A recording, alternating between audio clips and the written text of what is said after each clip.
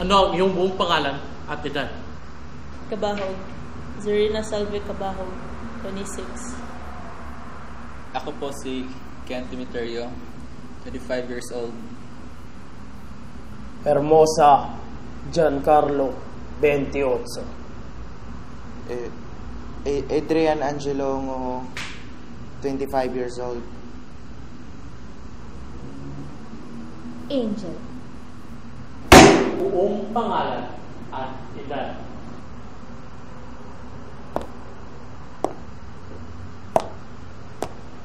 Angel Jean Ramirez, 20. Sabihin mo nga, ano ang ginagawa mo noong gabing iyon? Dumating ako sa party with my brother Eugene. Hinanap namin agad si Gwyneth to hug her at para pasalamatan siya sa pag-invite sa amin. Pagkatapos, umikot-ikot pa kami greeting some of our relatives. Nakipagkamustahan pa si Eugene kina Carlo at Nico. Nagpaalam siya na sasama muna siya sa kanila. Pinuntahan ko si Gwyneth ulit. Then, I asked her to dance and sumayaw-sayaw kami ng mga ilang kanta. After that, Gwyneth told me na kailangan niya muna magpahinga. So, I told her to get some rest first.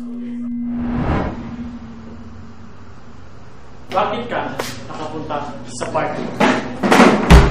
Ano ang dahilan?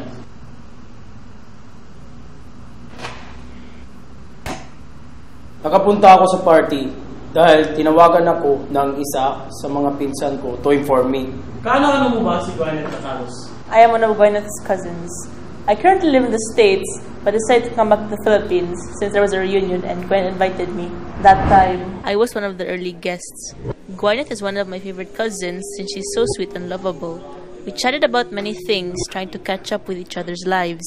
After a while, the guests started coming, so Gwyneth called her younger brother Cliff. Cliff was so different the last time I saw him. He became taller and more talkative.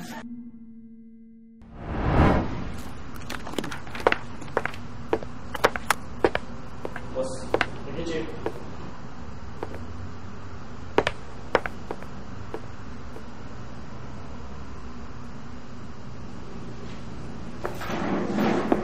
Ayon sa nakalap naming impormasyon, matagal na raw kayo hindi nagkita-kita. Totoo ba yan? Eh kung gayon, gaano ba ka-importante ang okasyon ito?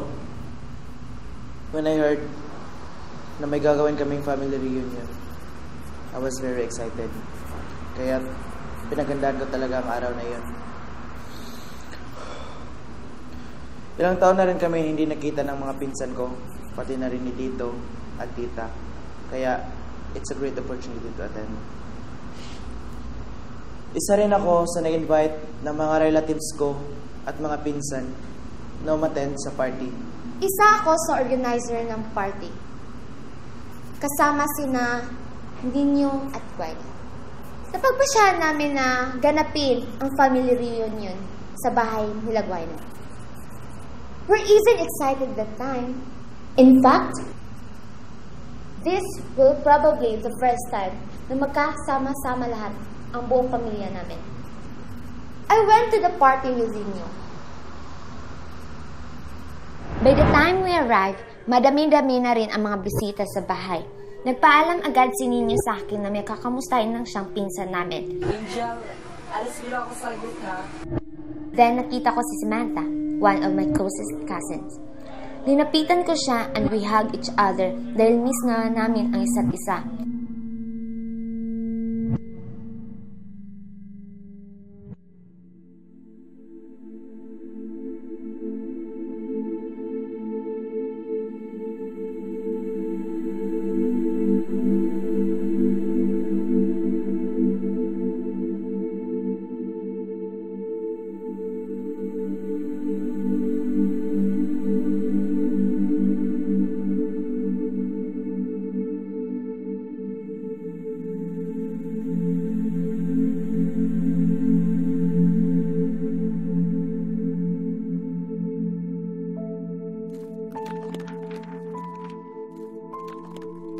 Nabanggit ni Ramirez na isa ka raw sa nag-organize ng party.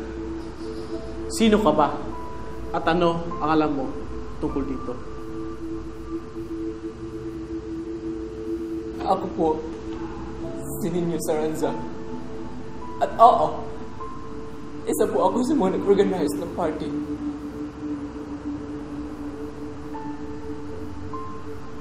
At ito ang nangyari sa aming family reunion.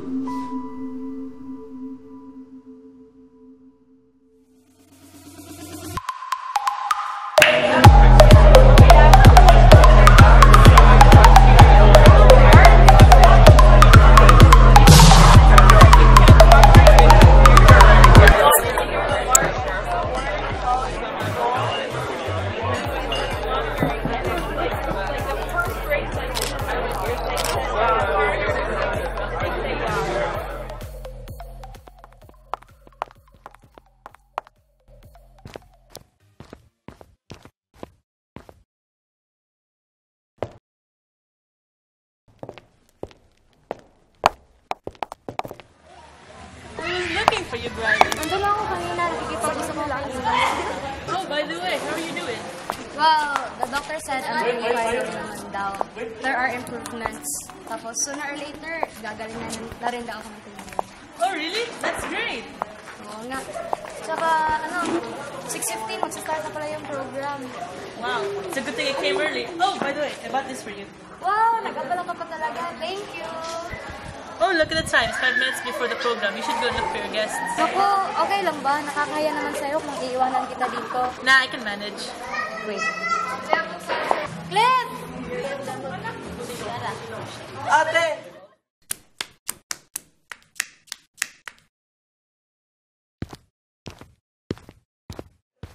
Ano po yun, ate?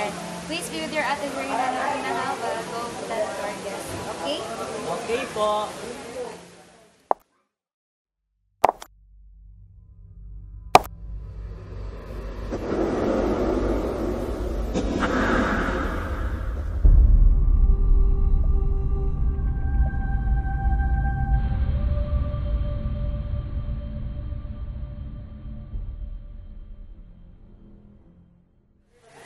Hi, Ate Zarena.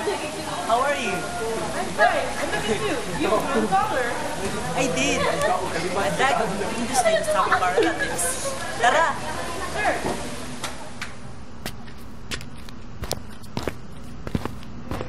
Oh, Eugene, nasaan ka si Brian? Feeling ko busy siya.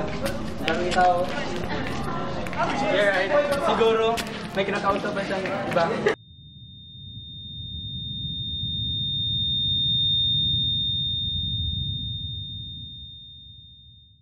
Hey, Gwyneth. Oh, I'm sorry. Sana pala tayo. The program's supposed to start.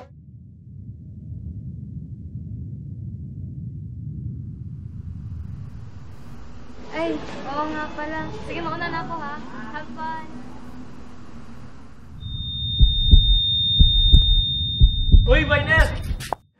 Uy! Yan, Eugene!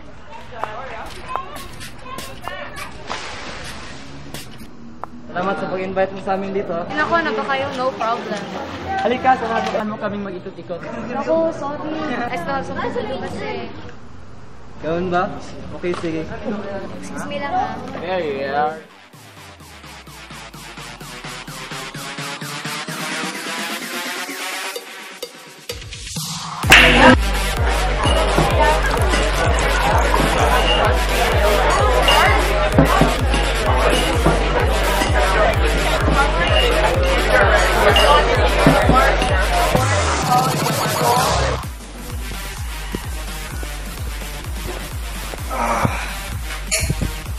I did not expect that this party would be possible. Yes, akala ko nga rin, hindi ko mag-organize. Yeah, somehow I agree.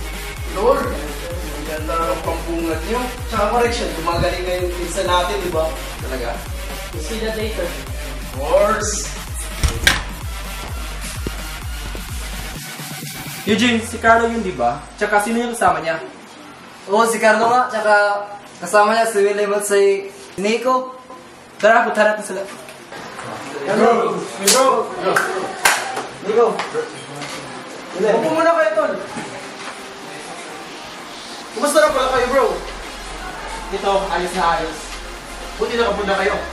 Siyempre, God makes this moment. Ha! Every. Tara, punta mo tayo sa counter. Bakit daw? Ken, sama mo na ako sa kanila. Alam ko namang hindi ka mahilig uminom eh. Sige, puntahan ko naman ako sa bayan. Sige.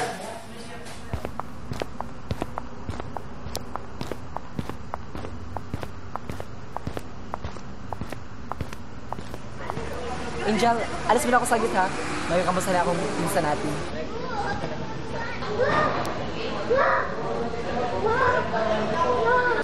Kararating na lang natin eh.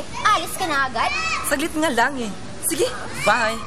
Ay! O yan, ninya! Hoy! Tama na! Okay lang, maganda pa rin. Oo! May...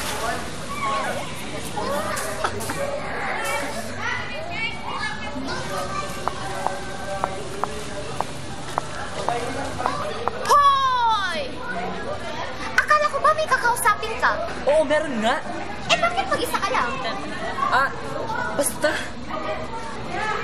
Hoy, Ninyo, pigil ka, ha? Maingay.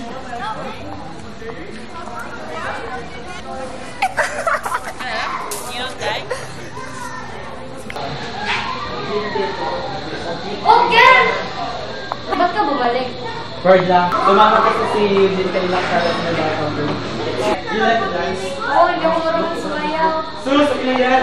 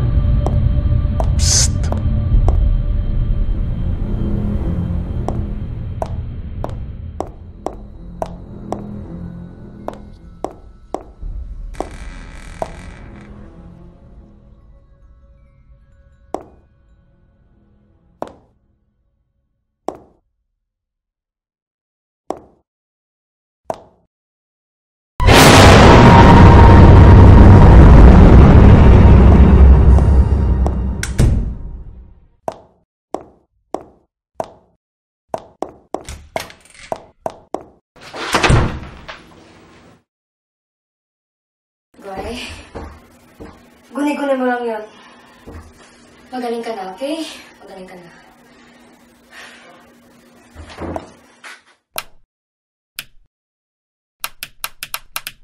Bakit ayaw? May tao ba dyan? Patulong naman sa ilaw, oh. Ay, huwag na nga, no?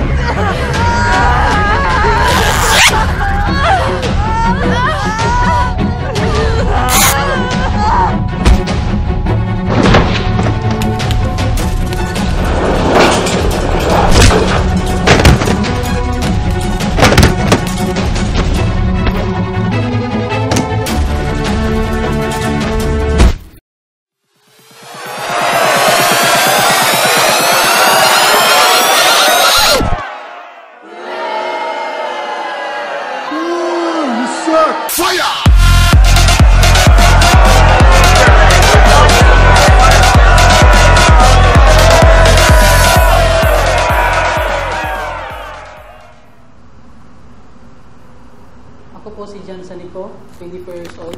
Isa po ako sa mga taong umattend sa family reunion na ginanap sa bahay ni Gwyneth Marie Dacalos, my cousin. So Mr. Sanico, ayon sa mga testimonya, ikaw raw yung unang nakakita sa bangkay ni Miss Dacalos. Totoo ba ito? Ay kung gano'n, pwede ba isalaysay ang nangyari sa family reunion niyo?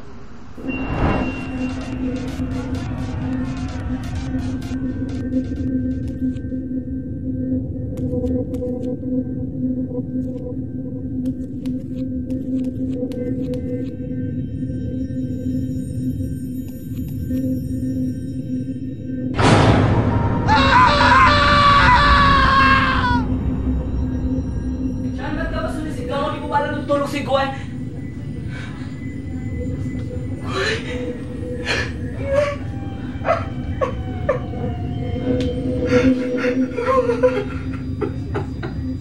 For Pete's sake!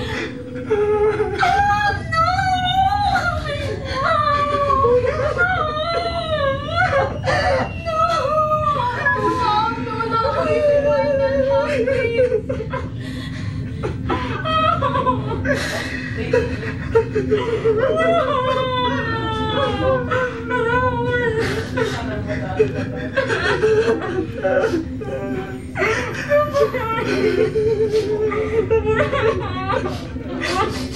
Matang-ingay.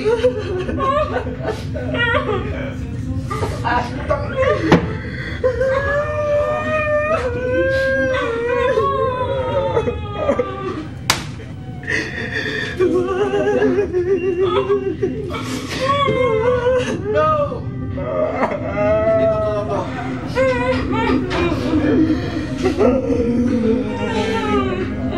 Hindi totoo to.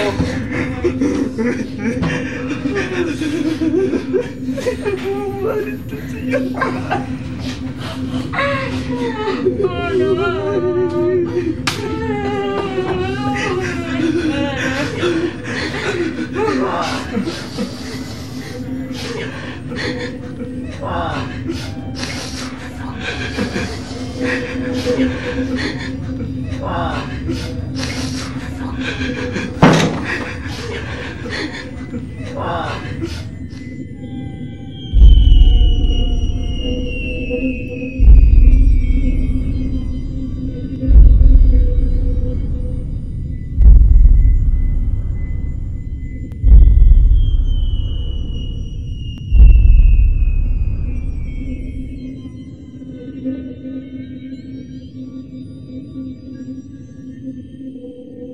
Isa ka sa mga suspects namin sa kasong ito. State your alibi and explain why you have that red stain on you. That red stain is the blood. Yan ang dugo, dinusugatan sa paghawak na nabasa ng maso. At paano naman nabasa ng maso? Nung lumapit ako sa isang lamesa, aksidente na huli ko ang maso as he was leaving.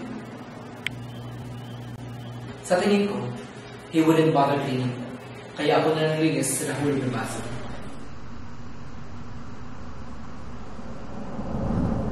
Nico Solano, 25 taong gulang. Aksidente mo raw na nabasa yung isang baso sa party. Totoo ba ito? Opo, pero hindi ko naman yung mabasa yung baso. Hindi ko naman kaya na nabumuko ko lang yung mesa as I was leaving. Kung gano'n, nakita mo ba na hindi niyo saran siya ang kalat mo? Hindi ko siya nakita nilinis yung baso, pero nakita ko siyang papunta sa mesa ko nung papalis na ako. Maaari mo bang sabihin sa akin kung ano ang pulang mancha sa damit mo? Ang pulang mancha sa damit ko ay dahil sa wine na aksidente na tapon sa polo ko. Aksidente na tapon? Paano aksidente? Ito ay habang naglalakad ako, aksidente kong nababa yung mesa at sa hindi inaasahan, natapon yung wine sa damit ko.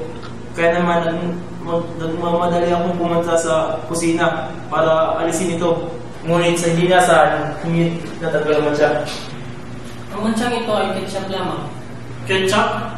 Paano nagka-ketchup ang damit mo? Aksidenteng natapon sa akin ang pagkain ni Tiff na nakababatang kapatid ni Gwyneth habang nasa counter kami. Was it a coincidence? Or you're just trying to make a lame excuse na dapat mo pang isali ang isang inisenteng bata? Oo nga! At saka, sino ba naman ang makagusto na madumihan ng damit habang nasa party?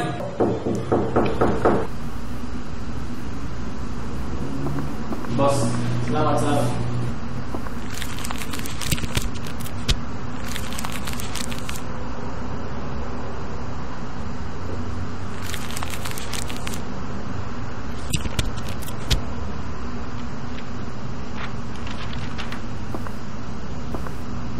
My name is Samantha Luis Velosa de Lantar at isa ako sa nakakita sa bangkay ni Gwyneth sa kanyang kwarto.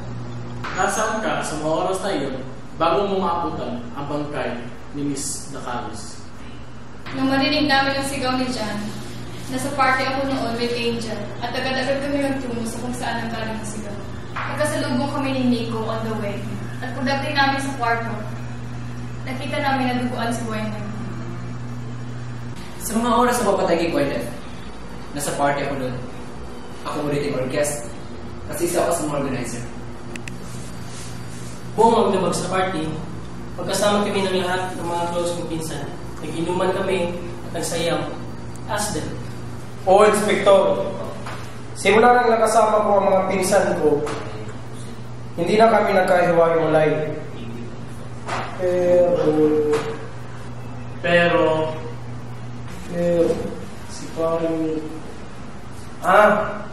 si Paring Nico ay nawala rin pagkatapos ng inyong minuto nang umalis si Gwyneth. Medyo natagalan siya. Pagbalik niya, ay matcha na ang damit niya. Sabi niya, wine daw yun. Matapos mo matapunan ng wine, dumiretso ka sa kusina, di ba? Oo, pumunta agad ako sa kusina. Ay pangingisi naman siya sa tinig ko. May nakasabog pa ako isang babae pagpunta ko ron eh. Hindi ko lang masyadong trace yung gamit ko dahil pinatawag ako ng mga isan ko kay Cliff. Mr. Saranza, ikaw ang sunod na nakita sa bangkay ni Ms. Dacalos pagkatapos ni Mr. Sanico. Parang napakabilis naman ata makarating sa kwarto. Kung nasa party ka lang. Ay, hindi po, Inspector. Nakita. I mean, nabago na mo talaga. Mr. Saranza, ano ang nakita mo sa party?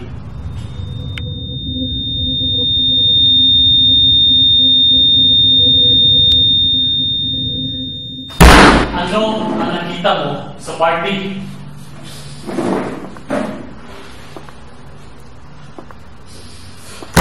Magsalita ka kung ayaw mo madamay ito.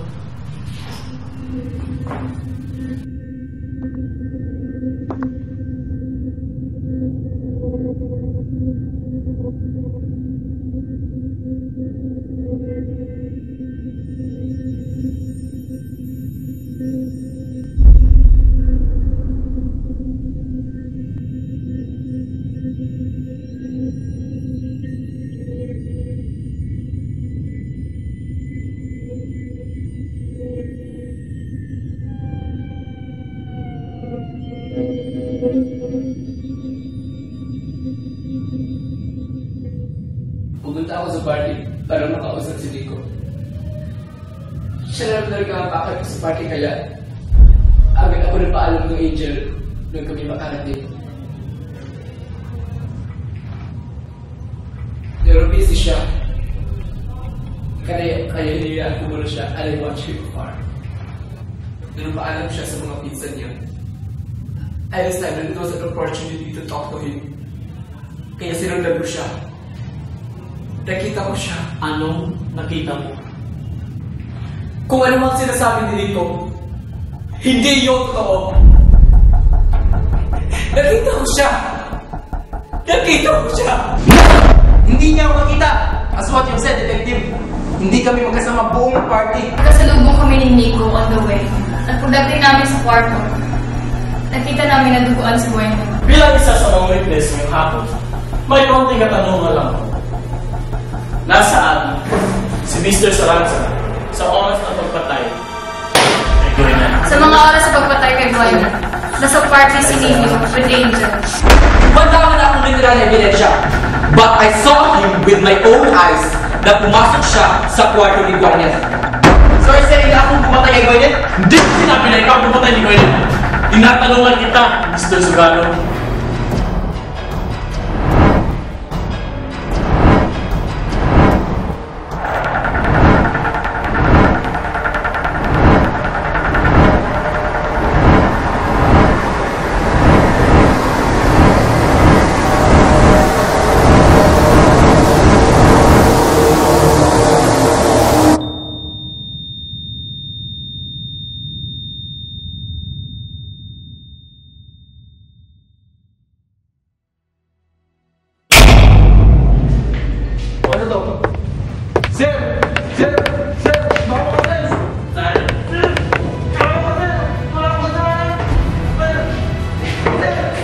The suspect is known as Nico Dacalos again, age 25, who worked as a seafarer, convicted for rape and murder of Gwyneth Mary Dacalos. The victim was found dead in her room around 8 p.m. Autopsy report states that the cause of death is due to slash joint in the vein in the neck. Murder weapon confirmed to be a broken glass. Suspect's motives are currently unknown. Police believes that the suspect is under the influence of drugs during the crime. As of now, Mr. Zagano is currently held under arrest until the ongoing investigation.